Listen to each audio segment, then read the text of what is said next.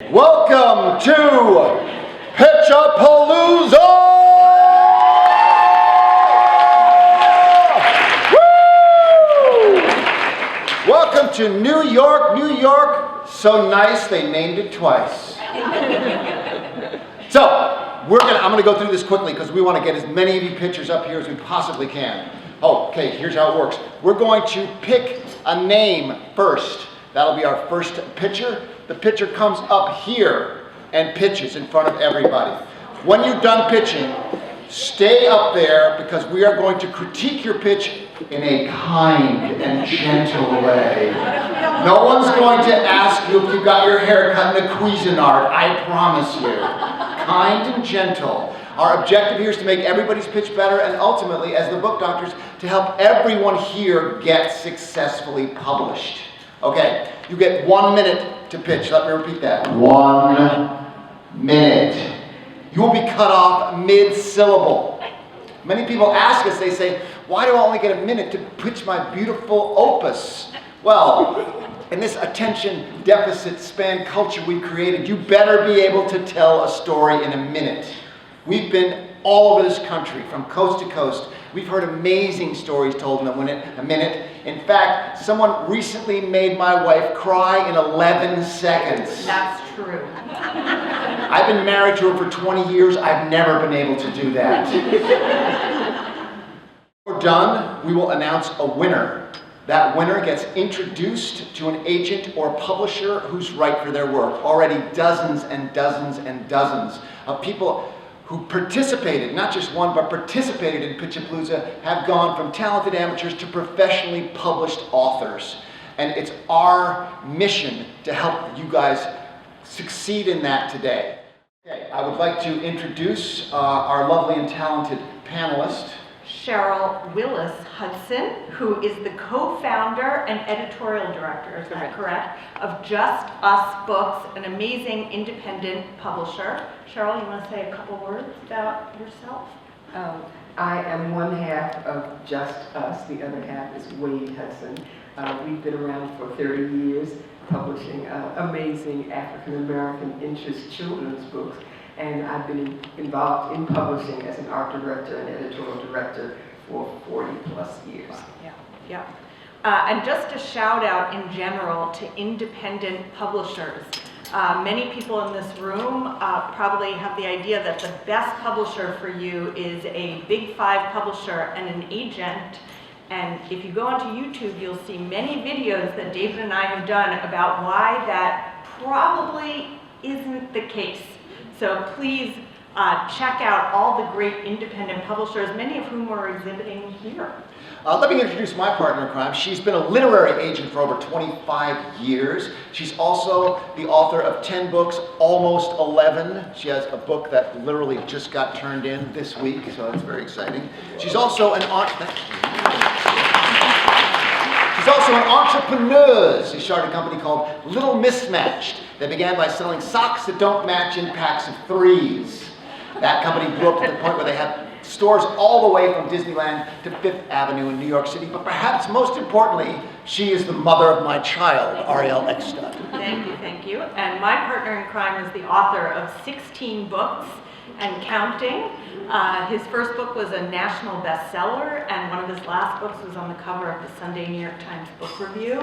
He writes in a very wide variety of topics, from memoir to middle grade fiction, and from sports to reference. Many of his books have been optioned by Hollywood, but perhaps most importantly, he is the father of my child. Nice how that worked out, right? Thank you. David Henry Sterry.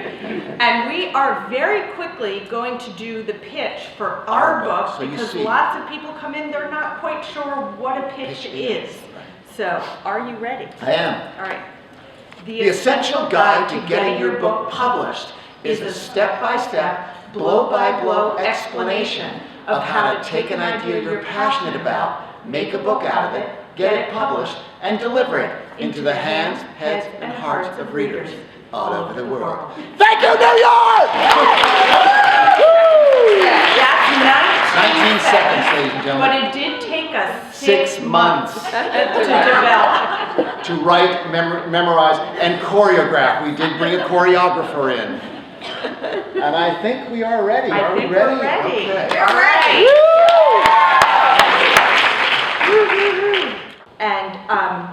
And Alexis Ferguson will be our last pitcher.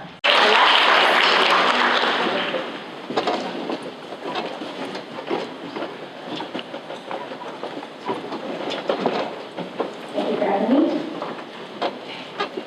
The difference between Olive and Kai is a life well lived and a life well planned. Olive is a logical thinker, so she's made sure without a doubt that everything in her life makes sense.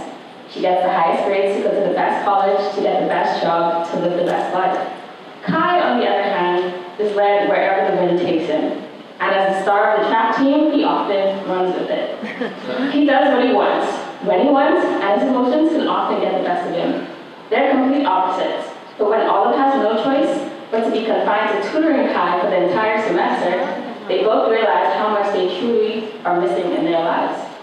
They need each other, and the only way they can learn how to live like the other is by doing. The difference between us is a young adult romance novel. High schoolers, in the difference between us, high schoolers Olive Millard and Kai Jet embark on a journey of self-discovery and understanding while they push each other's limits and ways of living in a semester-long battle of truth and dare. Oh, nice. That's a great pitch. That's a really nice pitch. I love the title. I love the premise. Me too. It sounds a little bit like Derek Barnes' We Could Be Brothers, if you're familiar with that. Olive and Kai, I thought that was the title. I mean, I love those names. Yeah. And I think you pointed out something really good for YA, the differences that bring kids together. Boy meets girl, free-flowing guy, you know, lifestyle, somebody who's very deliberate. Those are clash of personalities, but they're put together under this tutorial thing. So the premise and everything that you've laid out is an excellent formula for a YA novel. I got the meet cute goosebumps. Yeah, me too. Man. I feel like if Olive and Kai walked in there, Right. oh, there they are. Like Yeah. they came alive for me. So we've been talking throughout this entire session about let us see those characters and feel them and we, you know, I love the fact that they have to try what each other is good at and that there's this time frame of the semester. So I thought that was really terrific. And perhaps most importantly, our daughter's name is Olive. I want to say planted. No, but it was a really terrific pitch, and I think you hit all the things that need to be hit for exactly this kind of YA romance. And you didn't have comp titles, right? Comparable titles. That's the one thing that would have helped us figure out where it fits on the shelf. I guess I always think, how do I make it better? It's a great pitch. It would be fun to see Kai and Olive have to do something that is out of their comfort zone. Show us how this is going to manifest in the book. Like, you know, whatever it is, I'm sure that's in the book, where they have to do something that's so not in their nature and makes them very uncomfortable. And maybe there's some bad things that might happen as a result of this. Just give us maybe one of each of those, so we see Olive and we see Kai becoming that uncomfortable thing that they're forced to be, that's at the center of this book. Thank you very much. Okay.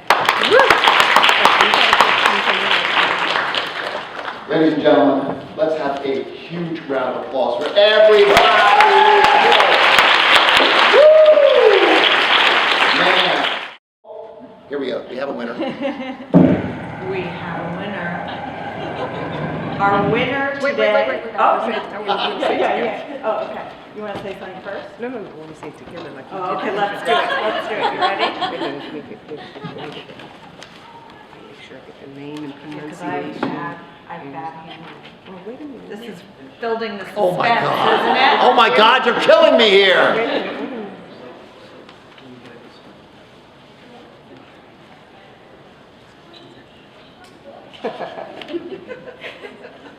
Yeah.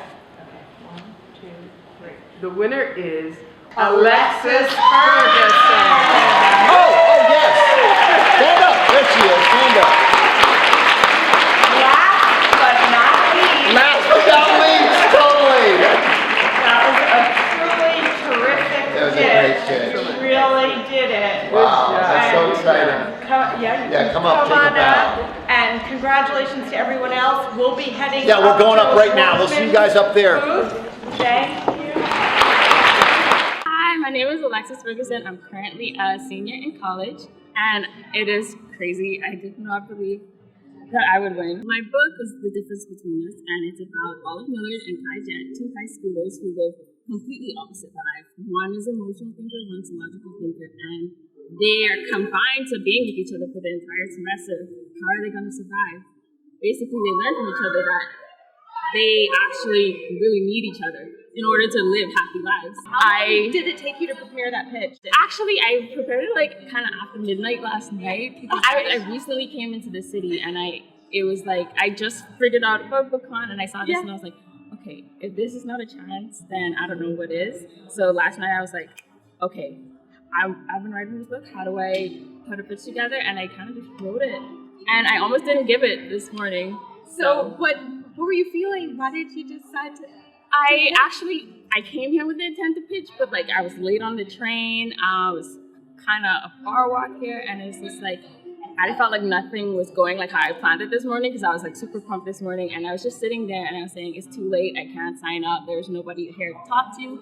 But I saw somebody else write their name, and I was like, okay, I guess I can write my name. And then I ended up being the last presenter, and I won. One of Ariel and David's 4 key principles of publishing is perseverance, and you just embodied that today. Thank you so much. So what other piece of advice would you have to writers who want to pitch their book or want to get into publishing?